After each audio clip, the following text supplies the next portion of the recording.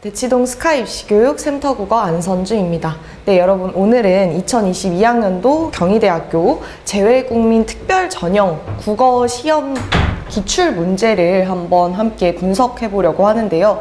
네, 여러분 재외국민 특별전형 시험을 준비하고 계시는 분들 이제 7월에 시험을 앞두고 계시잖아요. 그렇기 때문에 아무래도 지금 기출 문제를 분석하는 것, 그리고 이를 토대로 해서 공부를 해 나가는 것 굉장히 중요할 텐데요. 네, 오늘은 우선 1번부터 8번까지 문법 문제들을 살펴보도록 하겠습니다. 여러분들이 아마 시험지를 한번 보셨다고 한다면 독서나 문학은 그래도 할만한 것 같은데 라는 느낌을 받으셨을 수 있어요. 그런데 이제 문법의 경우에는 여러분들이 공부하신 경험이 없다라고 한다면 아무래도 조금은 어려움이 있을 수 있습니다. 그렇기 때문에 1번부터 8번까지 어떠한 개념들을 묻고 있는지 우리 좀 꼼꼼하게 확인할 필요가 있을 것 같아요. 네, 22학년도 경희대학교 재외국민 특별전형 문제지 분석 시작하겠습니다. 네, 1번 문제는요, 의문 변동에 대해서 묻고 있는 문제입니다. 다음 단어들에서 찾을 수 있는 공통적인 의문 변동은 무엇이냐라는 것인데요. 우선 여러분, 의문 변동의 개념에 대해서 알고 계셔야 합니다. 의문 변동은 우리가 발음할 때 발음을 편리하게 하기 위해서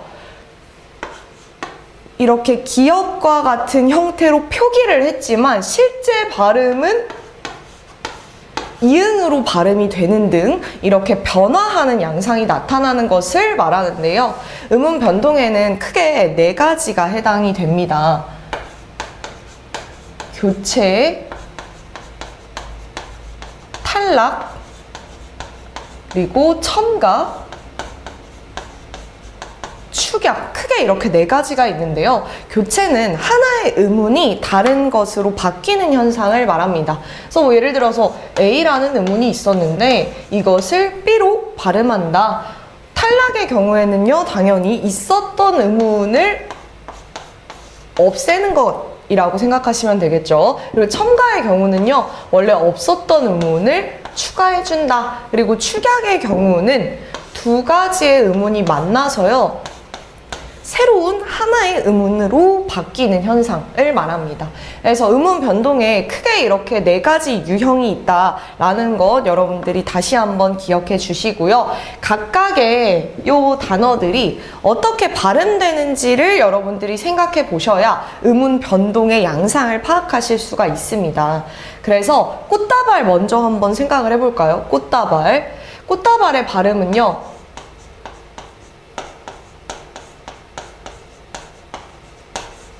이렇게 되는데요. 왜 이러한 변화가 나타나는지 그 이유를 우리는 생각하는 것이 필요할 것 같아요. 우선 치읓은 음절 끝, 즉 받침에서 발음할 수 없는 소리입니다. 여러분, 교체의 가장 대표적인 변동 중에서요, 음절의 끝소리 규칙이라는 것이 있습니다.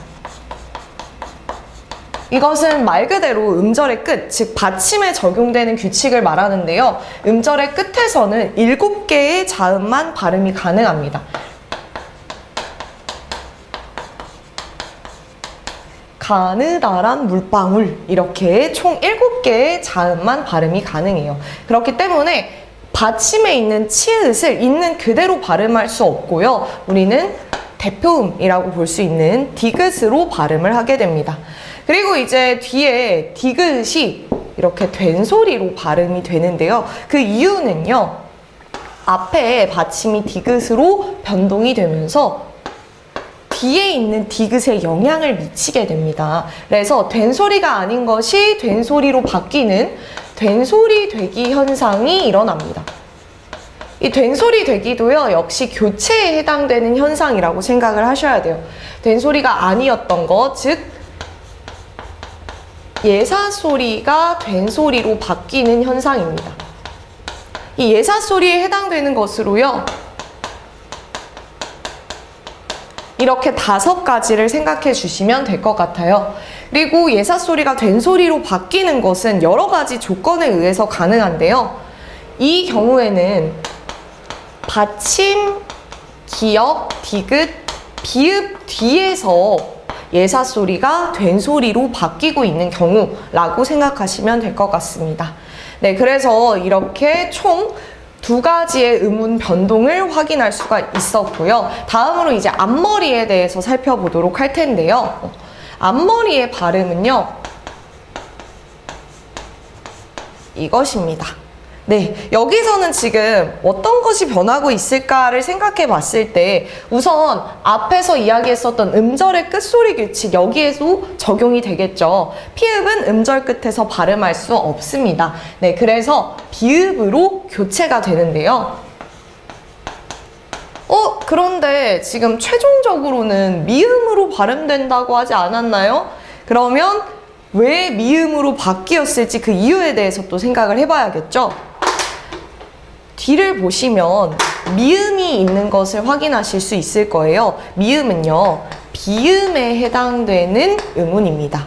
비음에 해당되는 음운이에요. 비음에 해당되는 것으로요, 미음, 니은, 이응 이렇게 3가지가 있는데요. 비음은 앞뒤 음운에 영향을 주면서 다른 것 역시도 비음으로 발음될 수 있게끔 하는 성질을 가지고 있습니다. 아무래도 여러분 앞머리 이렇게 발음하려고 하면 여기를 이렇게 끊어서 발음하는 것이 편해요. 즉 이어서 발음을 할 때는 비읍과 미음을 연달아서 발음하는 게 쉽지 않습니다. 그래서 뒤에 있는 비읍 역시도 비음인 미음으로 변화해서 발음을 하게 되는 것이에요. 그래서 지금 앞머리에서는요, 음절의 끝소리 규칙, 그리고 된 소리 되기,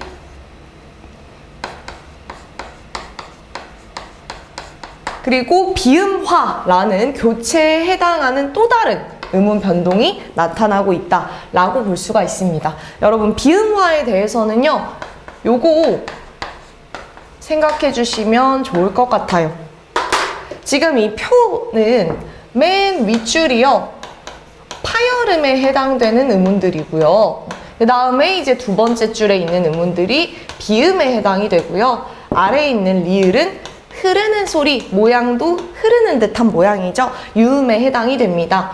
그리고 이렇게 세로줄에 같이 있는 것들은요, 소리 나는 위치가 같은 것들이에요. 그래서 비읍과 미음은 두 입술이 만났다가 떨어지면서 브, 무 이렇게 소리가 나고요. 디귿, 니은, 리을의 경우에는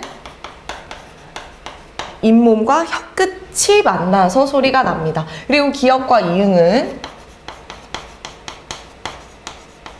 샌입천장 소리라고 불리는 친구들이에요. 그래서 여러분들 비음화가 일어나기 위해서는요, 우선 비음이라는 것이 앞뒤에 존재하고 있어야 하고요. 비음을 만났을 때 앞머리의 경우를 생각해보면 요 비읍 있죠. 비읍은 파열음에 해당이 됩니다. 이것이 비음으로 변화해야 해요. 변화할 때는 반드시 같은 줄에서 소리 나는 위치는 고정이 되면서 소리를 내는 방법만 변화한다 라고 생각해 주시면 될 것 같습니다. 네, 그래서 다시 한번 입술, 잇몸, 샌입천장에서 나는 것, 얘는 소리 나는 위치를 구분해 준 것이고요. 파열음, 비음, 유음의 경우에는 소리를 내는 방법을 구분해 준 것입니다. 그래서 비음화의 경우에는 비음으로 소리 낼 수 있도록 소리를 내는 방법을 비슷하게 만들어주는 현상에 해당이 됩니다. 그래서 이 역시도 교체에 해당이 되겠죠. 그리고 이제 다음으로 온나무인데요.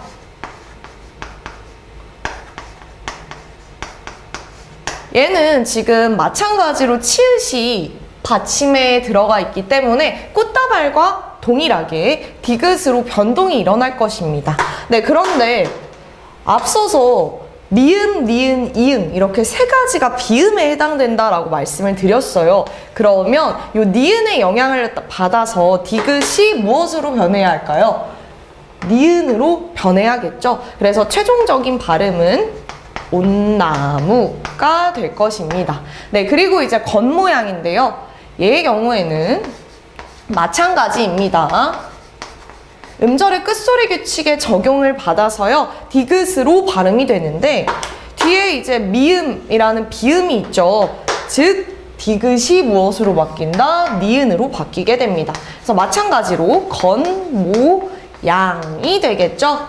네, 그러면 이 네 가지에서 공통적으로 나타난 음운 변동은 음절의 끝소리 규칙이 되겠습니다. 그래서 정답은 4번이었습니다. 다음으로 이제 2번 문제인데요. 네, 2번은 동작의 양상이 같은 것끼리 묶은 것은 물어보고 있네요. 네, 동작의 양상, 이게 도대체 무슨 말일까? 동작의 양상은 크게 두 가지로 구분을 하고 있습니다. 우리 문법을 공부할 때 동작상이라는 개념을 공부하게 되실 거예요. 이때 이 상이라는 것은 상태, 모양, 양상의 뜻으로 이해를 해주시면 되고요. 크게 두 가지로 나뉩니다. 진행하고 있는 모양인가? 혹은 이미 다 끝나서 완료가 된 모양인가? 진행상과 완료상, 크게 이렇게 두 가지를 생각해 주시면 되겠습니다. 그리고 각각의 상을 실현하는 방법이 정해져 있는데요. 진행상을 나타내는 가장 대표적인 방법이요. 뭐뭐 하고 있다. 뭐뭐 해 간다. 그러면 아직은 다 끝나지 않았다라는 것을 의미하죠. 그리고 완료상을 나타내는 가장 대표적인 방법은요. 아, 나 뭐뭐 해 있다. 이미 한 것은 끝났다라고 볼 수가 있습니다. 그리고 뭐뭐 버리다의 형태가 있습니다. 아, 나 밥을 다 먹어버렸어. 이 경우에는 밥 먹은 행위가 끝났다라고 볼 수가 있겠죠. 네, 그래서 이렇게 지금 칠판에 적은 형태들 있죠? 이 형태들은 반드시 기억을 해주시면 좋을 것 같고요. 이것들을 기반으로 해서 기억부터 리을까지 한번 판단을 해보도록 할게요. 지연이는 요즘 열심히 아르바이트를 하고 있어. 이것은 여러분 아르바이트 하는 행동이 완료됐다라고 볼 수가 없겠죠. 요즘 아르바이트 하고 있어요. 그러면 다음 주에도 아르바이트 하러 갈 수 있겠죠. 진행 의 양상을 확인할 수 있습니다. 그리고 이제 니은은요, 아까 쌤이 예시로 들었던 표현인데요. 한 마리 먹어버렸다. 그러면 이제는 생선이 남아있지 않겠죠? 완료의 양상을 나타내고 있습니다.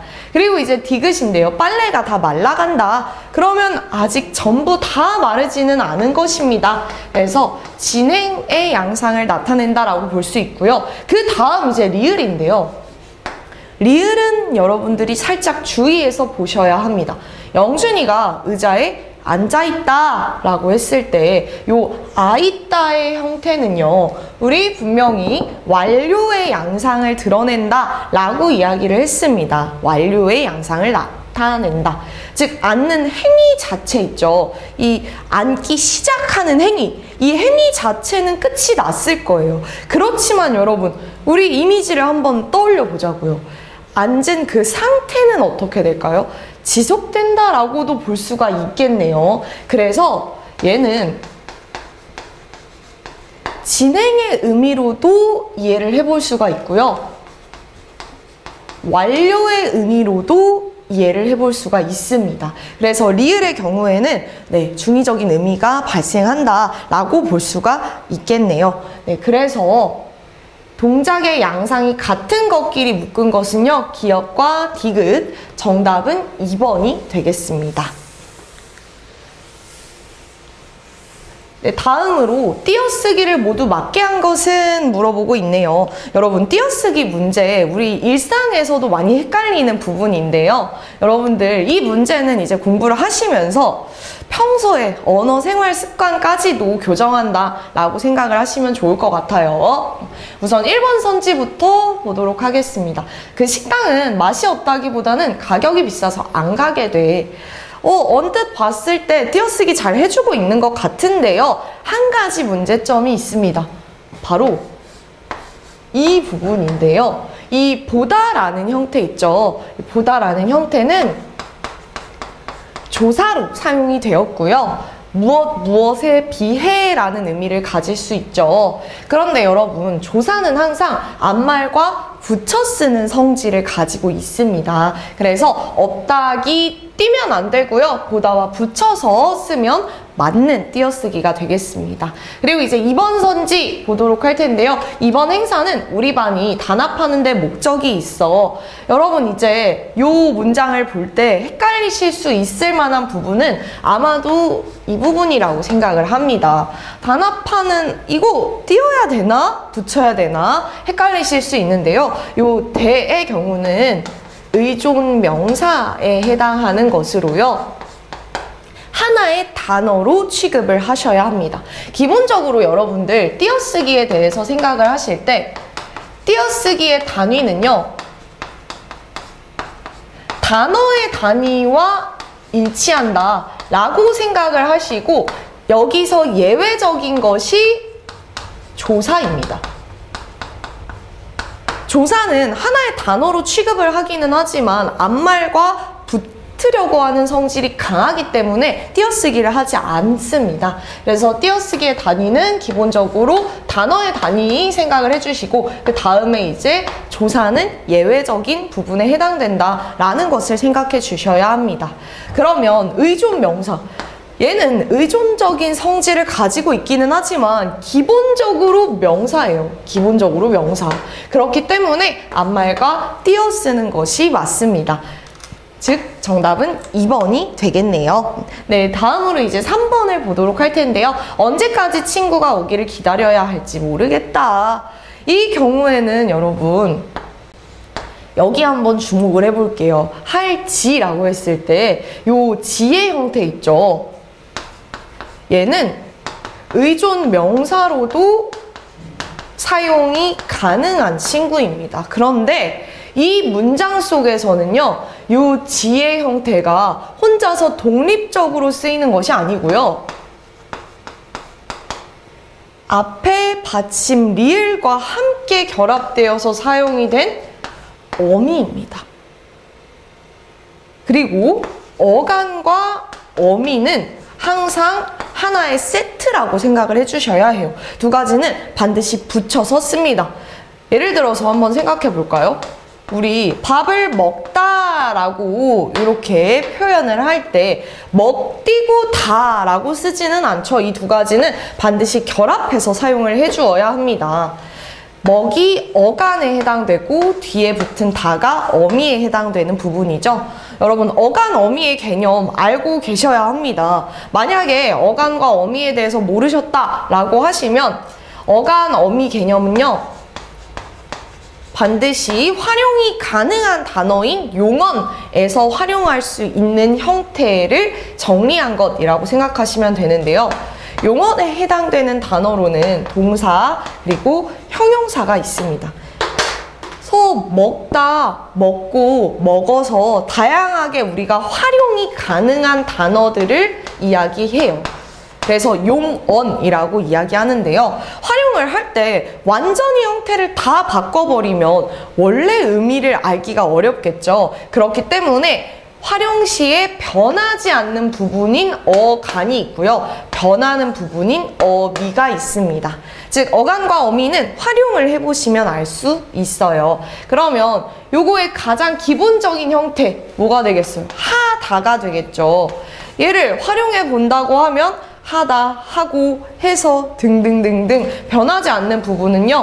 하가 되겠습니다. 그렇기 때문에 지금 뒤에 뭐가 결합된 거예요? 리을, 지라는 형태의 어미가 결합이 된 것이에요.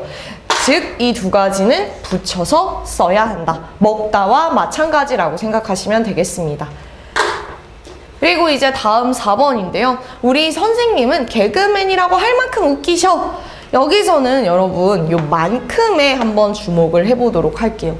만큼은 사실 여러분들이 약간 헷갈리실 수 있어요. 왜? 얘는 의존 명사로도 사용되는 경우가 있고요. 조사로도 사용되는 경우가 있습니다. 그런데 의존 명사로 사용이 될 때는요. 앞말과 띄어쓰기를 해줘야 되고요. 조사로 사용이 될 때는 앞말과 붙여 써야 돼요. 그렇기 때문에 이것인지 여러분들이 판단을 해주셔야 하는데요. 이게 명사일까 조사일까에 대해서는 앞에 어떤 말이 왔냐를 봐주시면 됩니다. 의존 명사는요, 반드시 무언가의 수식을 받아서 의존적으로 존재하는 명사입니다. 그리고 조사는요, 뭐와 짝꿍이에요? 체언과 짝꿍이에요. 앞에 한번 볼까요? 이게 체언이라고 할 수 있나요? 아니죠. 이 형태는 의존 명사를 꾸며주는 관형어에 해당된다라고 볼 수가 있습니다. 즉, 얘가 얘를 꾸며주고 있는 형태죠. 체언과 조사의 결합이 아니기 때문에 얘는 띄어서 써주는 것이 올바릅니다. 네, 그래서 3번의 정답은 2번이었습니다. 네, 다음 문제 역시도 맞춤법에 관련되어 있는 문제인데요. 다음 대화창에서 한글 맞춤법을 어긴 표기의 개수는 몇 개일까? 네, 이런 문제 여러분들 항상 어려워하실 거예요. 우선은 천천히 살펴보면서 잘못 표기되어 있는 부분 찾아볼게요. 네, 아빠가 오늘 저녁은 아빠가 만든 모두 일찍 들어와. 여러분, 방금 전에 우리가 3번 문제 살펴보면서 어간과 어미의 결합에 대해서 이야기를 했는데요. 요거 가장 기본적인 형태가 뭐죠? 기본형. 만들다입니다. 만들다. 그러면 요 만들다에서 어간에 해당되는 부분이 어디일까를 한번 생각을 해보셔야 할 것 같아요. 만들다, 만들고 등등등. 그러면 변하지 않는 부분으로서 만들 확인할 수 있겠죠. 여러분, 그러면 이 어간의 형태는 유지가 되어야 할 거예요. 즉, 만들에다가 음의 형태가 결합이 되어서 표기는 어떻게 해야 한다? 리을 미음의 형태로 해야 한다. 그래서 우선은 한 개 찾았습니다. 그리고 이제 다음 딸의 대답이에요. 진짜? 아빠가 웬일? 요거 여러분이 평소에 많이 헷갈리시는 맞춤법이죠. 웬일이라고 표기를 하시는 게 올바른 표기입니다. 여러분, 이 단어는요, 애초에 존재하지 않는 말이라고 생각을 해주셔야 돼요. 이 when이라는 형태 있죠. when이라는 형태는요,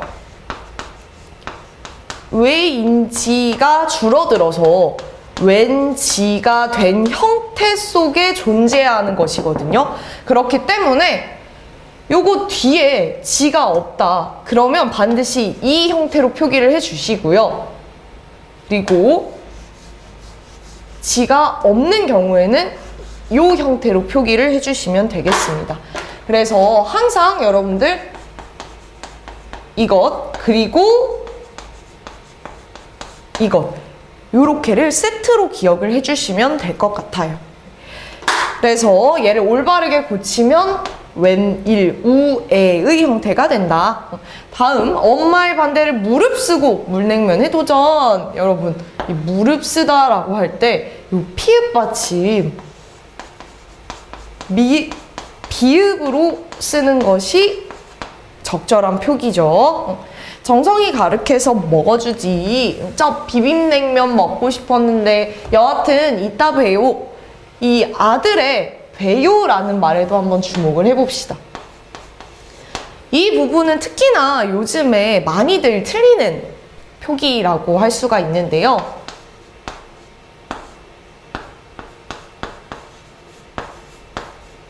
되다라는 기본형에 어요라는 어미가 결합된 형태입니다. 그렇기 때문에 올바른 표기는 아의 이 형태가 되겠죠. 그래서 기본형을 반드시 생각해 주시고요. 그 다음에 이제 어미를 생각해야 되는데요. 이 어미의 형태 반드시 여러분 요라는 어미 단독으로서 존재하는 것은 없다. 그것을 알아주시면 좋을 것 같아요. 이거 한번 생각해 보세요. 먹어요. 올바른 표기라고 할 수 있죠. 그런데 먹요. 이건 어때요? 올바른 표기가 아니죠. 그렇기 때문에 어미의 형태가 어요라는 것을 아실 수 있을 겁니다. 그래서 여기서도 마찬가지로 사용을 해주셔야 하고요. 다음으로 이제 다음 주에 만들어 줄게. 여러분, 우리 발음할 때는 줄게라고 발음하는 경우 굉장히 많아요. 그렇기 때문에 그러한 발음에 대한 인식이 표기까지 넘어온 경우라고 볼 수가 있는데요. 줄게라고 적는 것이 올바른 표기입니다. 그래서 총 5개의 잘못된 표기가 있었네요. 정답은 3번이 되겠습니다. 네, 이제 다음으로는 다음 규정에 해당하는 예가 아닌 것은 묻고 있는데요. 이 규정의 내용을 보니까 두음 법칙에 관련된 내용을 제시하고 있어요.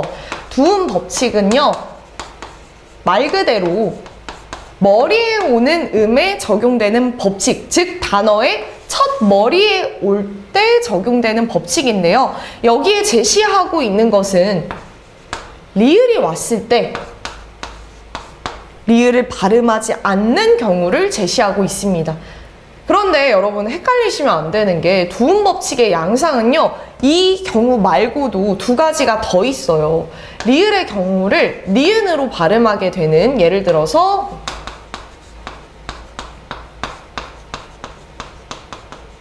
이 즐거울 낙자가 뒤에 왔을 때는 리을 그대로 발음이 되는데 앞에 올 때는 니은으로 발음이 되는 경우가 있고요. 그리고 여러분들이 더 잘 알고 계시는 첫머리에 니은이 왔는데 그것을 발음하지 않는 경우, 예를 들어서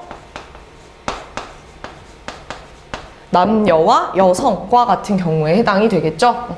그래서 여기서 지금 제시하고 있는 것은 첫 번째, 이것이 아닌 것을 묻고 있다. 그 점을 생각해 주시고, 앞에 나와 있는 요 단어 있죠. 요 단어가 뒤에 올 때는 리을로 발음이 되는지를 생각해 보셔야 합니다. 여러분 근데 요거 한번 생각해 보세요. 우리 2025년이라고 발음하죠. 정답은 4번이 되겠습니다. 다음 이제 6번 문제입니다. 이중 피동 표현이 사용된 문장끼리 묶은 것을 묻고 있는데요. 우선은 여러분들이 이중 피동이 어떠한 표현인지 그것을 먼저 알고 계셔야 할 것 같아요. 이중 피동에 대해서 알기 위해서는 피동이 무엇인지 먼저 알아야겠죠. 네, 피동은요, 동작을 당하는 의미를 포함하고 있는 표현입니다. 동작을 당하다. 예를 들어서요, 토끼가 사냥꾼에게 잡히다 라는 문장을 생각해 보시면 이 토끼라는 주체가요, 잡는 행위를 뭐 한 거예요? 당했다라고 볼 수 있겠죠. 이러한 표현을 우리가 피동 표현이라고 이야기를 합니다. 그런데 피동을 실현하는 방법에는요, 크게 2가지가 있어요. 첫 번째, 피동 전미사에 의해서 피동을 실현할 수 있고요. 2번째는 통사적인 방식으로 피동을 실현하는 경우입니다. 전미사로 피동을 실현할 때는요, 피동 전미사에 해당되는 이, 히, 리, 기, 이 4가지를 결합시켜서 피동의 의미를 만들어줄 수 있고요. 통사적으로는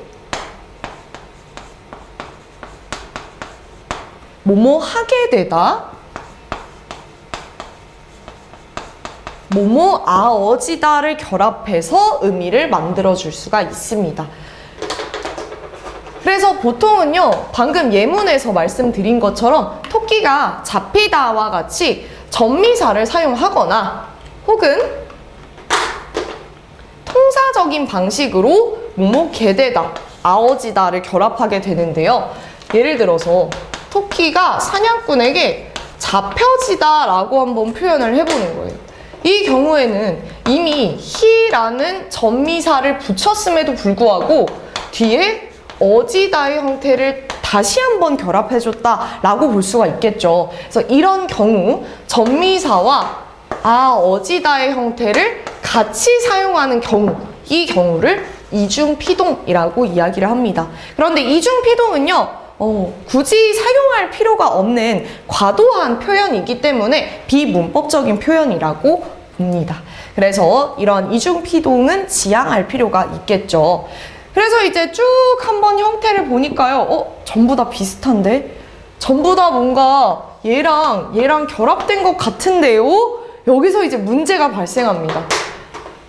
우리 피동에 대해서 방금 공부를 했는데요. 피동 표현하고 헷갈릴 수 있는 표현으로 사동 표현이 있습니다. 사동 표현은요, 피동 표현과 달리 동작을 시킨다라는 의미가 있어요. 동작을 시킨다라는 의미. 예를 들어서요, 엄마가 아이에게 밥을 먹이다. 네, 여러분 이 문장을 보시면 이 먹다라는 행위를 엄마라는 주체가 뭐하고 있어요? 아이라는 대상에게 시키고 있다라는 거 알 수 있죠. 그쵸? 그래서 이런 경우를 우리 사동 표현이라고 이야기를 하는데요. 사동을 실현하는 방식도 마찬가지입니다. 사동 전미사를 결합시켜 주거나 혹은 통사적인 방식을 쓰는 거예요. 그런데 이때 문제는 사동의 의미를 덧붙여주는 사동 전미사의 형태가 피동 전미사와 겹치는 부분이 있다라는 것입니다. 이, 히, 리, 기, 우, 구, 추 이렇게 7가지예요. 여러분 그러면 이희리기라는 형태가 피동 전미사와 동일하죠. 그렇기 때문에 우리는 반드시 뭘 생각해야 한다? 이 전미사가 결합이 되었을 때 만들어지고 있는 의미가 동작을 당하고 있는 것인지 혹은 동작을 시키고 있는 것인지 주체와 연관지어서 생각을 해주셔야 해요. 네, 그러면 한번 기억부터 살펴보도록 할게요. 바람이 불어서 모자가 벗겨졌다. 그러면 얘는 벗기다 플러스 어지다가 결합이 되어 있는데요. 요 기라는 형태의 의미를 한번 생각을 해봅시다. 이게 피동일까? 사동일까? 엄마가 아이의 모자를 벗기다 라고 했을 때 엄마가 모자를 벗는 것이 아니죠. 즉 이때의 기는요 사동의 의미를 담고 있습니다. 즉 얘는 뒤에 어지다가 붙었다고 해서 이중피동이라고 볼 수가 없어요. 다음 이제 니은도 마찬가지인데요. 밝히다 플러스 어지다가 결합되어 있는 형태입니다. 그러면 이 밝히다의 의미를 한번 생각을 해봐야 할 것 같아요. 경찰에 의해서 사건의 전모가 밝혀졌다. 그럼 여러분 이 밝히다, 경찰이 사건의 전모를 밝히다 라고 생각해 보시면 경찰이 밝아지는 것이 아니죠. 그러면 얘도 사동에 해당이 됩니다. 그래서 지워주셔야 하겠죠. 다음에 이제 디귿을 보면요. 얘는 노이 플러스 어지다의 형태, 그리고 리을은 보이 플러스 어지다의 형태. 그리고 이제 각각의 이라는 전미사가 피동의 의미로 사용이 되고 있어요. 그래서 디귿과 리을은 이중피동이라고 볼 수 있고요. 미음 역시도 마찬가지로 이름이 분리어지자, 리와 어지의 형태를 모두 사용하고 있습니다. 그래서 정답은 4번이었고요. 다음 이제 7번 문제입니다. 다음 중 외래어 표기법에 맞게 표기한 것은 물어보고 있네요. 외래어에 해당되는 것 한번 쭉 살펴볼까요? 메시지, 워크숍, 웨딩 케이크, 그리고 환타지라는 표기들인데요. 여러분, 워크숍이라고 했을 때 받침의 피읍을 표기하고 있는데요. 받침의 표기는 비읍으로 통일을 하고 있습니다. 그리고 케이크의 경우는요. 케이크라고 표기하도록 외래어 표기법에서 규정을 하고 있고요. 다음에 이제 4번 환타지, 이것은 판타지라는 표기를 올바른 표기로 규정하고 있습니다. 그래서 정답은 1번이었고요. 여러분 메시지가 아닐까 이렇게 많이 헷갈리실 텐데요. 메시지가 올바른 표기에 해당되는 표기입니다. 정답은 1번이었고요. 다음으로 이제 8번 문제입니다. 다음은 사이시옷과 관련된 한글 맞춤법 규정이다. 기역부터 리을까지 항목의 예를 제시한 것 중에 타당하지 않은 것을 골라라 라고 하는데요. 여러분 사이시옷과 관련되어 있는 이 맞춤법 규정에 일단 가장 우선되는 전제는요, 반드시 두 가지 말이 결합하고 있는 형태여야 하고요. 이 결합하는 중간에 시옷이 들어가는 거예요. 사이에 시옷이 들어간다. 그래서 사이시옷이라고 표현을 하는 것입니다. 그리고 또 하나의 조건. 둘 중에 한 가지는 반드시 무엇이어야 한다? 순우리말이어야 한다. 순우리말을 포함하고 있어야 합니다. 만약에 두 가지가 다 한자어다. 그 경우에는 원칙적으로 사이시옷을 표기하지 않는다. 그 점을 반드시 기억을 해주시면 좋을 것 같아요. 네, 그러면 1번 순우리말로 된 합성어로서 앞말이 모음으로 끝난 경우, 그러면 요 기역 그리고 니은에 해당되는 것은요, 두 가지가 결합할 때 두 가지 모두 순우리말에 해당이 되어야 할 것입니다. 그래서 기역은 순우리말 플러스 순우리말이면서 이 뒷말의 첫 소리 있죠? 된 소리로 소리가 나야 한다라는 것이고요. 니은의 경우에는 마찬가지로 순우리말 플러스 순우리말 되는 상태에서 첫 소리 모음 앞에서 니은 소리가 덧나는 형태, 니은 형태가 연달아서 발음이 되는 것을 확인할 수 있어야 하고요. 다음에 이제 디귿은 순우리말과 한자어래요.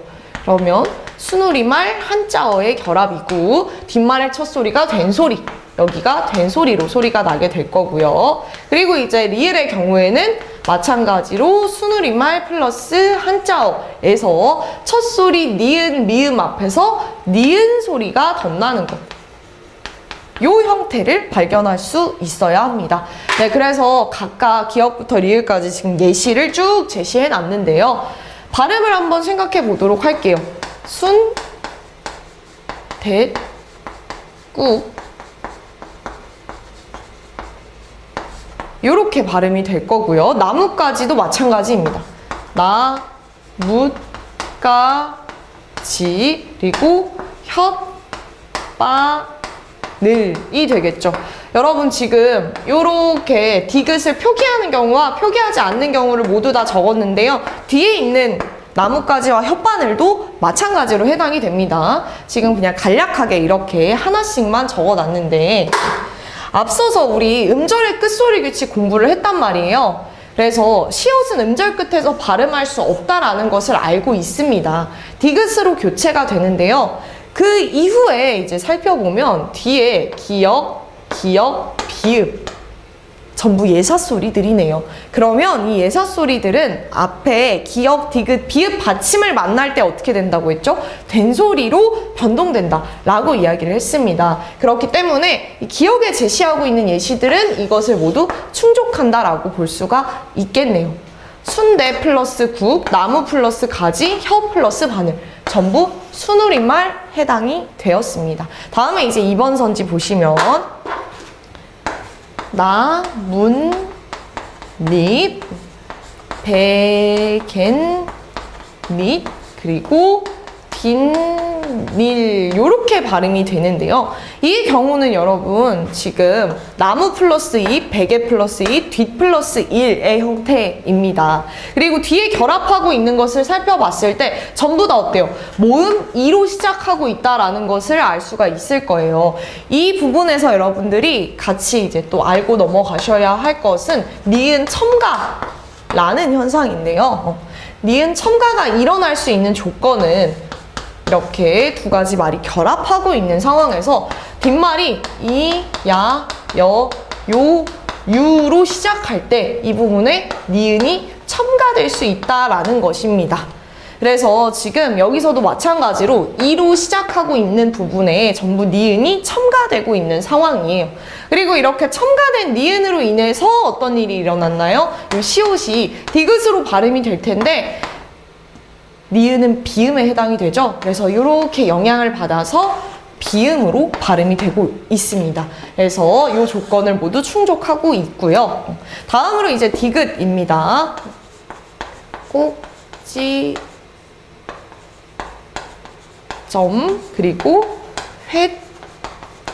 횟집 이렇게 발음이 될 텐데요. 얘는 지금 점과 회 이렇게 두 가지 한자에 해당이 되기 때문에 일단은 이 조건 충족이 되고 있고요. 뒷말이 된 소리로 소리가 나고 있어요. 그런데 문제는 화 플러스 병 여러분, 두 가지가 모두 다 한자어에 해당되는 단어들입니다. 그렇기 때문에 이 두 가지는 결합 시에 사이시옷을 넣지 않아요. 즉 화병이라고 표기하는 것이 올바른 표기이고요. 당연히 리을의 디귿의 예로도 적합하지 않다라고 할 수가 있겠죠. 그래서 정답은 3번이었습니다. 다음 이제 4번 선지 제산날, 그리고 훗날, 마지막 텐마루 라고 발음이 되는데요. 이것들 모두 다 제사 플러스 나, 그리고 후 플러스 날, 태 플러스 마루, 앞에 있는 것들이 한자어에 해당이 됩니다. 그래서 이 조건 충족하고 있고요. 그리고 이제 이 형태를 봐주시면 되는데, 시옷은 음절 끝에서 발음 안 되기 때문에 이렇게 된다라고 말씀드렸죠. 그리고 뒤에 있는 니은으로 인해서 니은으로, 얘도 마찬가지 양상입니다. 텐마루까지도 마찬가지 양상이라고 볼 수가 있겠죠. 네, 그래서 정답은 3번이 되겠습니다. 지금 여기까지 여러분들이 문법 문제를 보시면서 느낀 점은, 하나의 문제를 풀 때도 여러분들이 다양한 문법 개념을 알고 계셔야 한다라는 것입니다. 그렇기 때문에 여러분들 문법 공부를 소홀히 하시면 안 되고요. 최대한 꼼꼼하게 많은 개념들을 쌓아 놓으셔야 하는 것, 그것을 반드시 기억을 해주시면 좋겠고요. 네. 다음 시간에는 이어서 독서와 문학 역시 분석하는 시간을 가져보도록 하겠습니다. 여러분 수고하셨습니다.